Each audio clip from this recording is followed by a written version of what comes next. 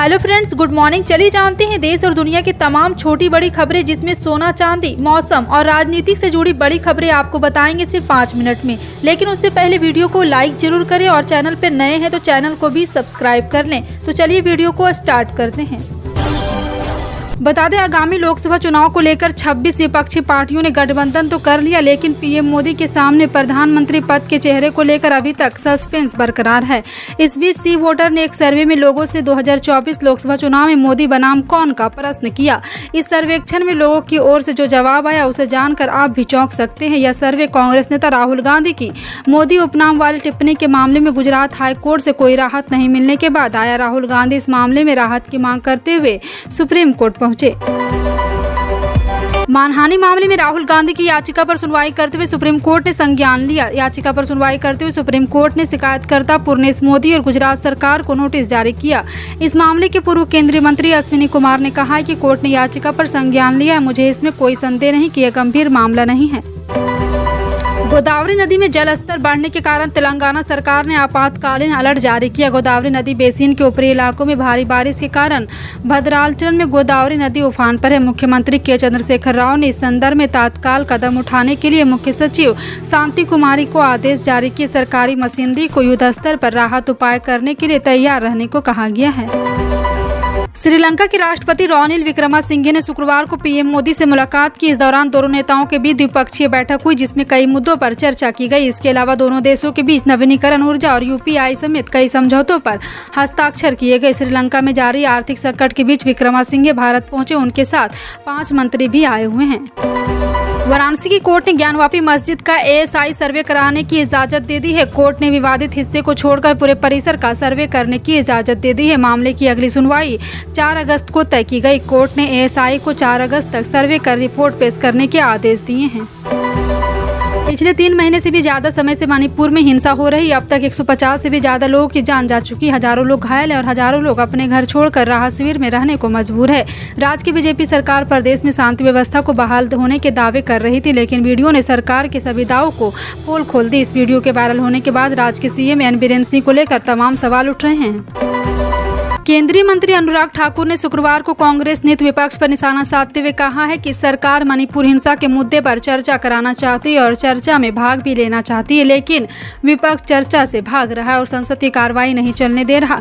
सूचना प्रसारण मंत्री ठाकुर ने संसद भवन परिसर में संवाददाताओं से कहा कि संसद के पिछले कुछ सत्रों का उदाहरण देखें तो यह स्पष्ट होता है कि विपक्ष कोई न कोई बहाना बनाकर यह प्रयास करता है कि चर्चा न हो, संसद न चले। कांग्रेस महासचिव प्रियंका गांधी ग्वालियर के दौरे पर है। वे आज ज्योतिरादित्य सिंधिया के गढ़ में महारैली को संबोधित करने वाले थी, लेकिन उनके आने से पहले ही रानी लक्ष्मीबाई की समाधि के पास में सिंधिया के खिलाफ लगे पोस्टर से सवाल मच गया।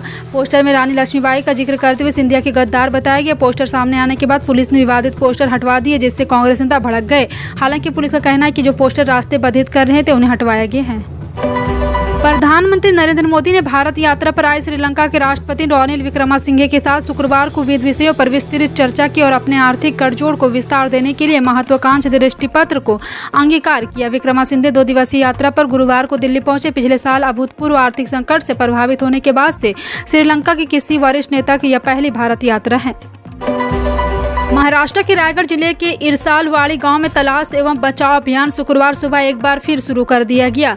एक दिन पहले यहां भारी भूस्खलन के कारण कई घर मलबे में दब गए थे, जिससे अब तक 16 लोगों की जान जा चुकी है। एक अधिकारी ने बताया कि भूस्खलन बुधवार रात 11 बजे के आसपास मुंबई में करीब 80 किलोमीटर दूर तटीय जिलों के खालपुर तहसील से पहाड़ी ढलान पर स्थित एक आदिवासी गाँव में हुआ। इस गाँव के कुल 228 निवासियों में करीब 16 के शव बरामद किए गए हैं। सोने चांदी की कीमतों में गिरावट देखने को मिल रही। हफ्ते के आखिरी कारोबारी दिन शुक्रवार को सोने का वायदा भाव गिरावट के साथ ट्रेंड करता दिखा। MCX एक्सचेंज पर 4 अगस्त 2023 की डिलीवरी वाला सोना शुक्रवार शाम 0.40% या 238 रुपये की गिरावट के साथ 59,314 रुपये प्रति 10 ग्राम पर ट्रेड करता दिखा। सोने के साथ ही चांदी के घरेलू वायदा भाव भी शुक्रवार शाम गिरावट के साथ ट्रेड करते दिखे।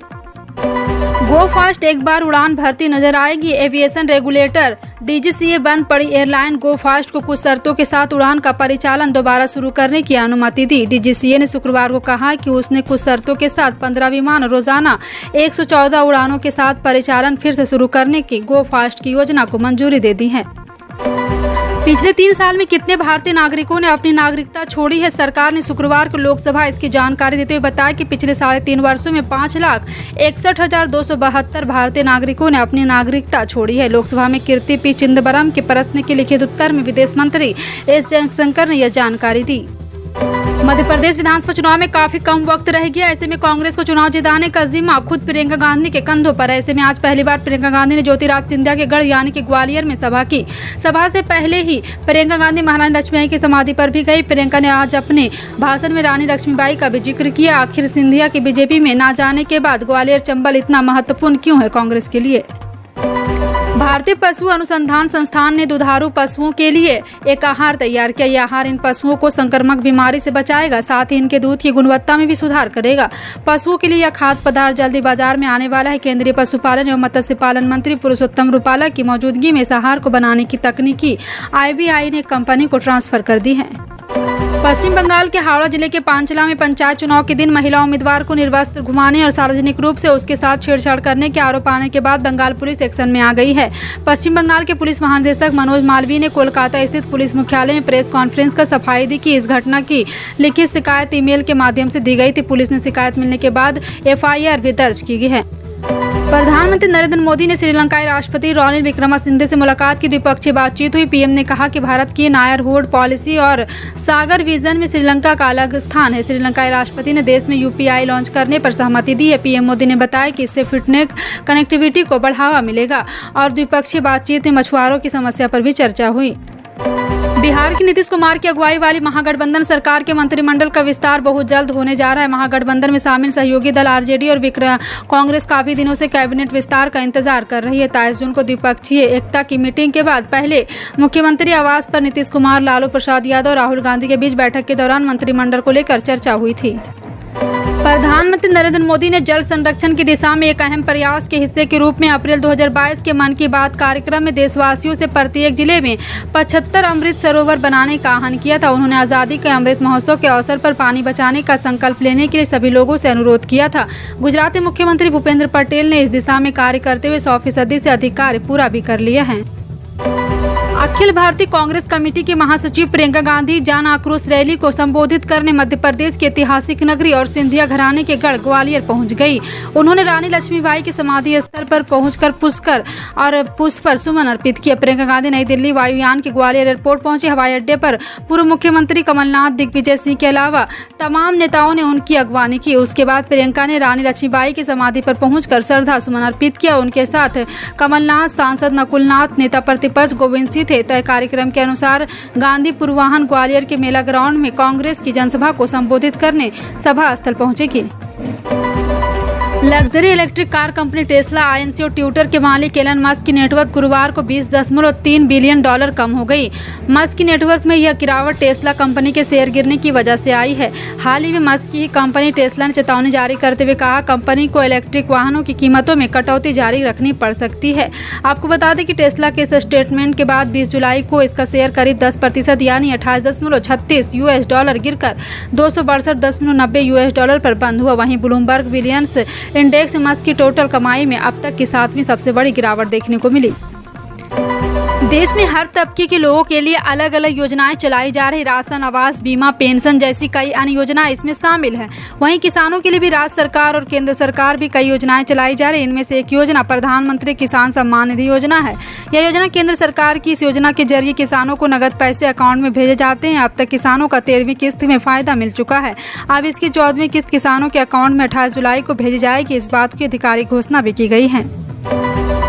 अंतर्राष्ट्रीय बाजार में कच्चे तेल की कीमत में एक बार फिर से तेजी देखने को मिली है। आज भी यहां पे WTI क्रूड ऑयल फीसदी के बढ़त के साथ $75.63 प्रति बैरल पर कारोबार कर रहा। वहीं ब्रेंट क्रूड ऑयल 0.04% की बढ़त के साथ $89.67 प्रति बैरल पर कारोबार कर रहा। इस बीच भारतीय तेल विपणन कंपनियों ऑयल, भारत पेट्रोलियम और हिंदुस्तान ने पेट्रोल डीजल की ताज़ा कीमतें भी जारी कर दी हैं। टमाटर के भाव आजकल आसमान पर है, जिसकी वजह से टमाटर को लेकर खबरें सुर्खियों में है। महाराष्ट्र के पुणे में एक किसान ने टमाटर चोरी की शिकायत दर्ज कराई है। किसान ने पुलिस में 400 किलोग्राम टमाटर चोरी होने की शिकायत दर्ज कराई। हाल के सप्ताह में समूचे देश में टमाटर कीमत में बेतहाशा वृद्धि होने के बाद इस तरह के मामले संज्ञान में आने लगे। महाराष्ट्र के पुणे में एक किसान ने टमाटर चोरी किए जाने की शिकायत की। उसने बताया कि इस चोरी के कारण उसे करीब 20,000 रुपये का नुकसान हुआ है। शिकायतकर्ता अरुण धोमे ने पुलिस को बताया कि वह रविवार को खेत में टमाटर तोड़ने के बाद मजदूरों की मदद से उसे सिरूर तहसील में अपने घर ले आए थे। धीमे ने बताया कि वह इन टमाटर को बाजार में बेचने की योजना बना रहे थे। इसके पहले ही किसी ने टमाटरों की पेटियां चोरी कर ली। फिलहाल आपका इन सभी खबरों पर क्या कहना है, कमेंट सेक्शन में टाइप करके जरूर बताएं। इसी तरह की